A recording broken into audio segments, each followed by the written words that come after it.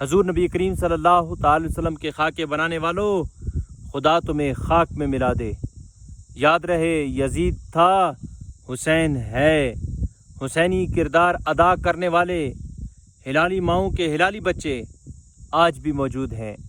خاکے بنانے والوں، خاکوں کو شائع کرنے والوں، تم نے وہ غلیظ حرکت کی ہے کہ اس کے بعد تمہیں زندہ رہنے کا حق نہیں ہے۔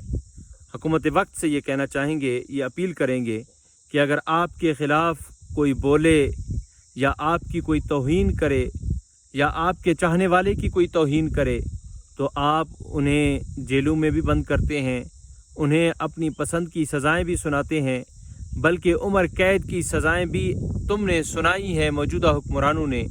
تو میں ان سے کہنا چاہتا ہوں کہ وہ ان بے غیرتوں کے خلاف بھی فی الفور کارروائی کریں اور 295 کے مطابق جو ان کی سزا بنتی ہے وہ انہیں یہ سزا دلوائیں اور عدالت کے ذریعے سے دلوائیں۔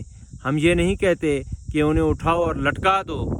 حقیقت میں عشق تو یہی فیصلہ کرتا ہے کہ ایسے حرام خوروں کو اٹھا کر اور لٹکا دیا جائے، لیکن ہم پھر بھی کہہ رہے ہیں کہ عدالتی کارروائی کے مطابق جو ان کی سزا بنتی ہے وہ سزا ان کو دلوائیں۔